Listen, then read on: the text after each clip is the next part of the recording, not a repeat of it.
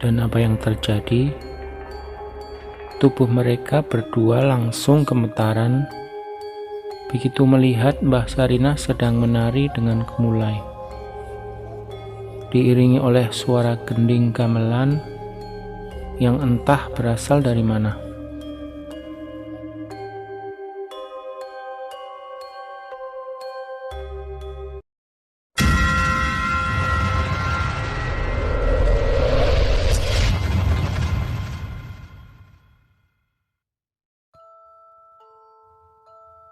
Halo sobat, selamat datang di RCK Misteri dengan Han yang akan memandu cerita di sini. Terima kasih juga sudah meluangkan waktu mendengarkan cerita ini. Untuk dukungannya, sobat semua bisa subscribe, like, dan nyalakan lonceng notifikasi agar tak ketinggalan cerita selanjutnya. Kali ini aku akan bercerita sebuah cerpen yang berjudul Sarinah bagian pertama. Audi menutup pintu kamarnya. Lalu ia duduk di lantai sambil bersandal di balik pintu itu. Wajah Audi pucat pasi. Lalu ia memejamkan matanya. Yah, wanita itu mirip seperti yang ada di dalam impianku tadi malam, pikir Audi dalam hati. Tubuh Audi masih saja gemetaran. Bulu di sekujur tubuhnya merinding tak karuan. Apa yang terjadi pada diriku belakangan ini? Kenapa aku selalu dibayangin oleh wanita tua itu? Pintu kamar Audi diketuk seseorang.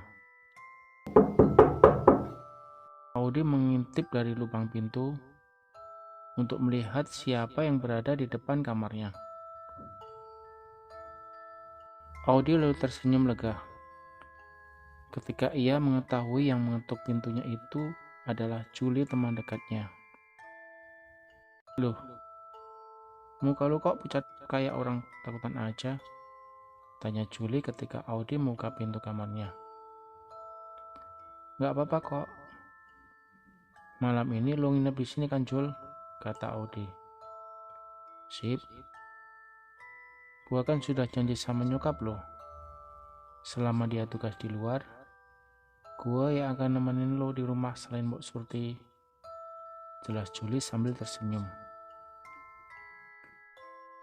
Audi kembali tersenyum begitu mendengar perkataan Julie. Audi adalah anak sematawayang di keluarganya. Bapak Audi seorang pilot yang sibuknya luar biasa. Dalam sebulan, biasanya hanya seminggu berada di rumah. Sedang mamanya adalah wanita karir yang juga sangat sibuk.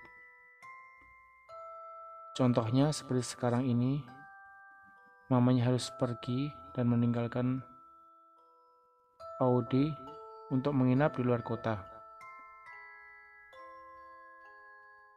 Dan saat inilah hanya Julie, sahabat Audi, dari SMU, dan Mbok Surti, wanita setengah baya, yang sudah mengurusinya sejak ia kecil. Jam sudah menunjukkan pukul 11 malam.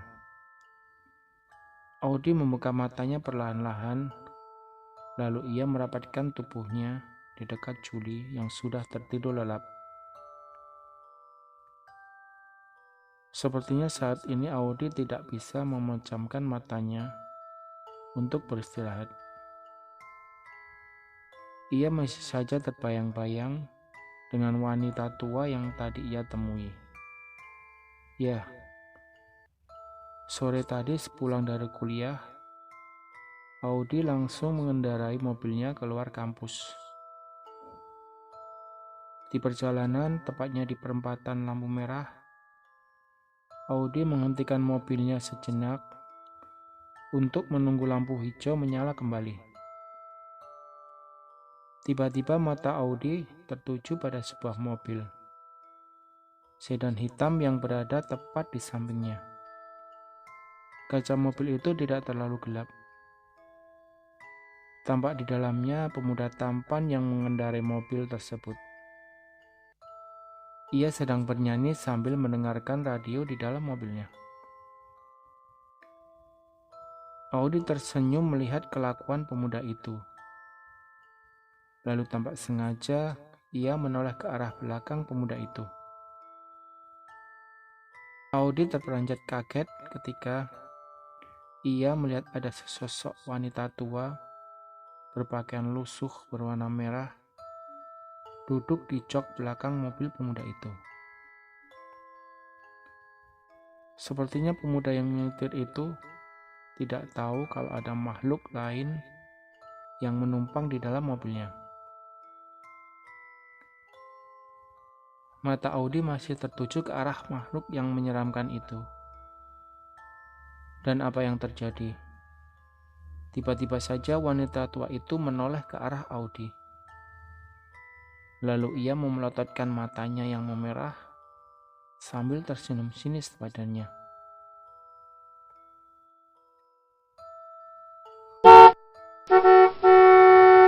Bunyi klakson yang berada di belakang mobil Audi.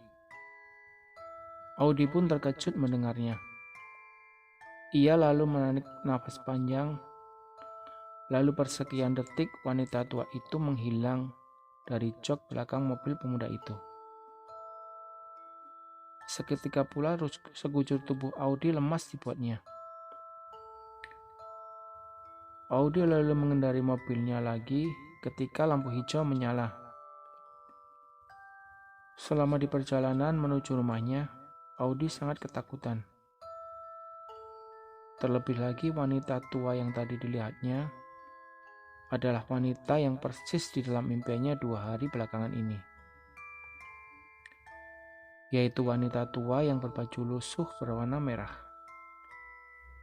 Apakah ini hanya kebetulan saja? Atau cuma khayalan aku yang terlalu tinggi? Ya Tuhan, kata Audi dalam hatinya. Keesokan harinya, ketika Audi dan Julie tiba di rumah setelah pulang dari kuliah, Audi terheran-heran melihat banyak orang berkumpul di halaman rumah. Audi mengurutkan keningnya dan tampak bingung. Lalu ia turun dari mobilnya. Ada apa? Mbak Surti bisik Pak Audi ketika Mbak Surti menghampiri dirinya. Ada orang dari Yayasan Panti Jompo mau bertemu dengan Non Audi, jawab Mbak Surti. Audi berjalan ke arah seorang laki-laki setengah baya yang tampak cemas. Ada yang bisa saya bantu Pak? Tanya Audi. Maaf Mbak, saya kesini sudah ada persetujuan dari Ibu untuk memulangkan Ibu Sarinah ke rumah ini, jawab bapak itu. Memulangkan siapa? Jawab Audi sekali lagi yang tampak bingung. Ibu Sarinah yang dititipkan oleh Ibu Novi beberapa tahun yang lalu. Sekali lagi minta maaf Mbak, pengurus yayasan sudah tidak sanggup lagi untuk mengurus Ibu Sarinah saat ini. Jelas bapak-bapak itu lagi. Audi tersenyum. Dalam hatinya ia masih dibuat bingung dengan perkataan bapak itu. Selama hidupnya Audi tidak kenal dengan Ibu Sarinah. Siapa wanita itu? Setelah orang-orang dari yayasan pulang, Audi berusaha berkali-kali menghubungi mamanya untuk menanyakan siapa Mbok Sarinah itu. Tetapi ponsel mama tetap saja tidak bisa dihubungin. Ibu Sarinah itu siapa Mbok? Tanya Audi pada Mbak Surti. Itu Non, Ibu Sarinah itu adalah adik angkatnya Eyang Non Audi, jawab Mbak Surti. Adik angkat. Kok Eyang sama Mama tidak pernah menceritakan keberadaan Ibu Sarinah kepada Audi dalam hatinya. Terus Ibu Sarinah sekarang ada di mana, Mbok? Tanya Audi. Non Audi kalau panggil Ibu Sarinah dengan sebutan Mbah Sarinah. Karena dia adalah nenek non Audi, jelas Mbok Surti. Iya Mbok, sekarang Mbah Sarinah di mana? Tanya Audi sambil menganggukkan kepalanya. Ada di kamar belakang non, jelas Mbok Surti. Audi melangkahkan kakinya menuju kamar belakang bersama Juli. Audi mengutuk pintu kamar itu pelan-pelan, tetapi tidak ada jawaban sama sekali dari dalam. Masuk aja non, Ibu Sarinah sudah tidak bisa mendengar, bising Mbok Surti. Audi dan Juli saling berpandangan. Audi membuka pintu kamar itu perlahan-lahan. Mereka berdua melihat seorang wanita tua yang sedang berbaring di ranjang. Audi tersenyum lalu ia mendekati Mbah Sarinah. Tetapi saat kemudian, betapa terkejutnya Audi melihat wajah Mbah Sarinah. Terlihat sama persis dengan wanita yang kemarin berada di dalam mobil itu, dan yang muncul di dalam impiannya. Wajah Audi mendadak menjadi pucat pasi. Tubuhnya gemetaran. Di, kayaknya semalam gua lihat orang persis kayak Mbah Sarinah deh ada di depan rumah lo. Bisik Juli yang tidak kalah sama terkejutnya. Masa? Tanya Audi sambil menatap Juli. Iya, semalam waktu gue buka gerbang, ada nenek-nenek di depan pagar lagi melihat-lihat rumah lo. Dan waktu gue tanya, dia diam aja. Jelas Juli penasaran. Mungkin non Juli salah lihat orang kali, kata Mbok Surti yang tiba-tiba saja ada di antara mereka dan memotong perkataan Juli. Audi dan Juli sama-sama menoleh ke belakang dan memandang Mbok Surti. Ibu Sarinah itu sudah tidak bisa berjalan lagi. Keadaannya seperti ini. Setiap hari selalu berada di atas ranjang. Ibu Sarinah juga tidak bisa berbicara dan mendengar lagi. Dia hanya bisa mengisyaratkan matanya bila memerlukan sesuatu. Ibu sudah lumpuh karena tua dimakan usianya. Jelas Mbok Surti. Aneh. Gua nggak salah lihat di wajahnya sangat persis seperti Mbah Sarinah. Bisik Juli yang nampak bingung. Audi tersenyum dalam hatinya. Mana mungkin wanita tua itu adalah Mbah Sarinah yang selama ini selalu membayanginya. Audi tersenyum. Audi terdiam. Dalam hatinya ia berpikir, mana mungkin wanita tua itu adalah Mbah Sarinah yang selama ini selalu membayanginya. Dan mengapa Juli juga sudah pernah melihat orang yang sama persis dengan Mbah Sarinah sebelumnya. Gue kok tiba-tiba jadi merinding gini ya? Gue keluar aja deh, bisik Juli lagi sambil buru-buru keluar dari kamar meninggalkan Audi. Audi masih saja memandangi wajah wanita tua yang berbaring di hadapannya. Mbah Sarinah tertidur dan tidak berdaya di atas ranjang. Wajahnya tampak menghitam dan berkeriput. Matanya cekung, pipinya kempot. Tubuhnya kurus kering seperti tengkorak yang hanya dilapisi oleh kulit yang sangat tipis. Apakah dia adalah wanita yang sama? Aku yakin Juli pasti juga terkejut melihat kejadian ini. Tetapi melihat keadaan Mbah Sarinah yang tak berdaya seperti ini, aku jadi ragu untuk menyakininya, pikir Audi dalam hatinya. Tidak lama kemudian, Audi pun bergegas pergi keluar kamar, menyusul Juli. Ini sudah malam kedua Mbah Sarinah berada di rumah Audi. Semenjak ada keberadaan Mbah Sarinah di rumah Audi menjadi lain sepertinya. Malam hari terasa begitu panjang dan mencekam. Seolah-olah di setiap sudut rumah ada orang yang mengawasi dan memperhatikan gerik-geriknya. Audi merasa tidak begitu nyaman. Keadaan Mbah Sarinah masih sama seperti biasa. Dia hanya bisa terpejam dan terbaring di atas ranjangnya. Tidak ada sepatah kata pun yang bisa diucapkan. Untungnya ada Mbah Surti yang selalu menjaga dan mengurusinya. Kenapa gua jadi nggak bisa tidur kayak gini ya? Teriak Juli sambil memandang Audi yang masih di depan komputernya. Sama. Gue juga nggak bisa tidur, Jul. Jawab Audi sambil menggaruk-garukkan kepalanya. Turun ke bawah yuk. Kita minum susu. Siapa tahu aja habis minum kita bisa tidur, ajak Juli. Jam 12:30 malam, kata Audi dalam hatinya sambil melihat jam dinding. Yuk, kita turun, ajak Juli. Audi menganggukkan kepalanya. Tidak lama kemudian mereka berdua keluar kamar dan menuruni anak tangga berjalan menuju dapur belakang. Jul, bisik Audi sambil memegang lengan Juli di kegelapan rumahnya. Ada apa? Jawab Juli sambil menghentikan langkahnya. Lo dengar sesuatu nggak? Bisik Audi. Juli dan Audi terdiam sejenak. Mereka pun saling berpandangan. Iya.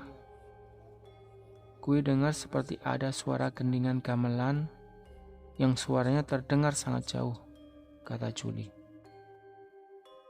Suara itu dari mana ya? Tanya Audi. Sepertinya dari kamar belakang, jawab Juli. Kamar Mbah Sarinah, kata Audi. Iya, sepertinya dari sana, bisik Juli gugup. Audi dan Juli pelan-pelan melangkahkan kakinya menuju kamar Mbah Sarinah. Makin dekat suara itu, semakin jelas terdengar suara gamelan. Iya, suara itu benar-benar dari kamar Mbah Sarinah, kata Juli. Siapa yang menyetel kaset atau CD tengah malam kayak gini, Jul? Seingat gue di dalam kamar itu tidak ada tape. Dan nggak mungkin juga Mbah Sarinah bisa mendengarkan suara itu, bisik Audi. Audi dan Juli semakin mendekati kamar Mbah Sarinah. Dengan rasa penasaran, Juli membuka pintu kamar itu pelan-pelan. Lalu mereka mengintipnya. Dan apa yang terjadi? Tubuh mereka berdua langsung gemetaran. Begitu melihat Mbah Sarinah sedang menari dengan gemulai, diiringi oleh suara gendingan gamelan yang entah berasal dari mana. Mbah Sarinah memakai kebaya berwarna merah yang sangat bagus. Sambil memegang selendang, Mbah Sarinah melenggok-lenggokkan tubuhnya mengikuti alunan suara itu. Wajahnya sangat berbeda. Ia tampak lebih muda dan sangat cantik. Kulit wajahnya sangat mulus bersinar dan tidak berkeriput.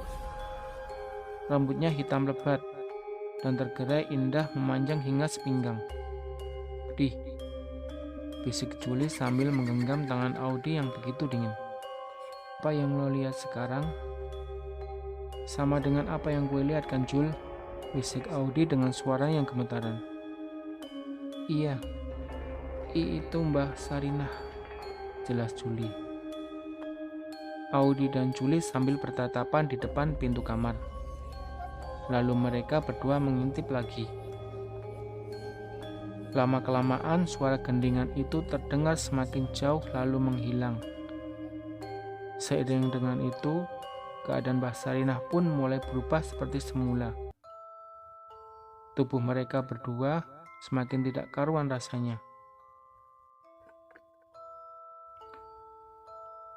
Audi dan Juli berlari menaiki tangga menuju kamar.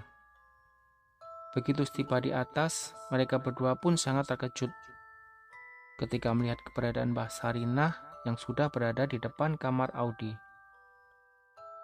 Ia berdiri, tubuhnya membongkok, kurus kering. Wajahnya keriput, kepalanya tampak membotak dengan rambutnya yang memerah dan tergerai sepinggang. Ia melototkan matanya menatap mereka berdua. Audi dan Juli pun berteriak dan langsung berlari lagi menuruni anak tangga. Juli meraih kunci mobil yang tergeletak di meja, lalu mereka berdua lari terbirit-birit keluar rumah. "Cepat buka pagarnya, Di!" teriak Juli sambil menyalakan mesin mobil. Audi cepat-cepat membuka pintu pagar rumahnya. Lalu ia berlari menghampiri mobil yang dikendarai oleh Juli. "Cepat masuk, Di!" teriak Juli. Tidak lama kemudian, sedan berwarna putih itu pun melaju dengan kencang dari halaman rumah Audi di tengah malam. "Ya Tuhan!" teriak Audi. Ia tidak percaya dengan apa yang dilihatnya tadi. "Tuh kan, gue udah tebak kalau ada yang gak beres sama Mbah Lo itu, Di," kata Juli lantang. "Ya Tuhan!" teriak Audi lagi sambil menoleh memandang Juli yang sedang mengetir. "Ada apa, Di?" tanya Juli. "Mbok Surti masih ada di rumah, Jul," teriak Audi histeris. "Ya ampun," kata Juli sambil menepuk keningnya. "Bagaimana nih, Jul? Gua takut Mbok Surti nanti kenapa-napa," kata Audi. "Terus gimana? Kita mau balik ke rumah lo lagi?" "Gua takut, Di," jelas Juli. "Terus bagaimana dong jadinya? Apa yang harus kita lakukan?" tanya Audi cemas. "Mudah-mudahan aman, Di, kalau Mbok Surti mengunci rapat pintu kamarnya.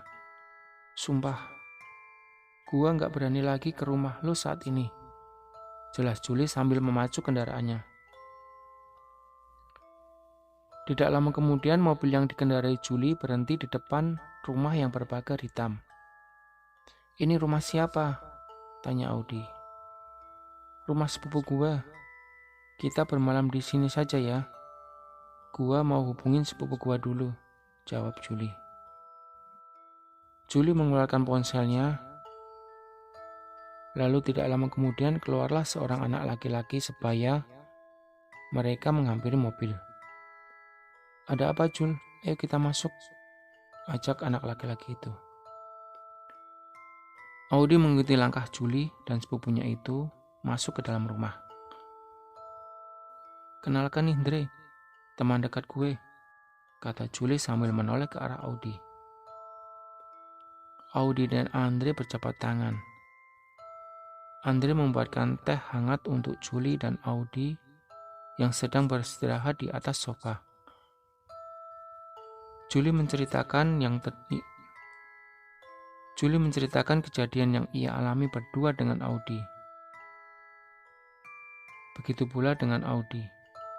Ia pun bercerita apa yang dialaminya selama beberapa hari ini, termasuk kejadian sewaktu di lampu merah 4 hari yang lalu. "Apa? Lo juga pernah melihat Mbah Sarinah sebelumnya, Di?" tanya Juli tidak percaya. "Iya," jawab Audi sambil menganggukkan kepalanya. "Wah, parah. Bagaimana ini?" teriak Juli. "Kita harus menyelamatkan Mbok Surti, Jul," jelas Audi yang sangat mencemaskan pengasuhnya. "Iya, besok kita ke sana," jawab Juli. "Aneh, ponsel Mama sampai sekarang juga masih nggak bisa dihubungin," kata Audi sambil mantap Juli dan Andre. "Bagaimana kalau kita besok pergi ke yayasan yang pernah ditinggalin oleh Mbah Sarinah dulu," kata Andre.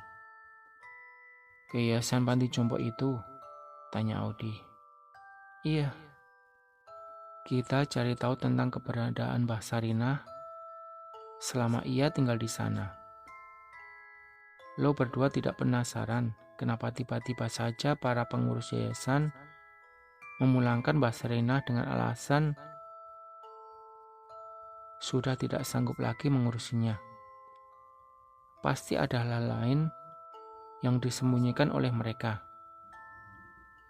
Gue yakin pasti ini berkaitan dengan Mbah Sarinah yang tidak baik, jelas Andre.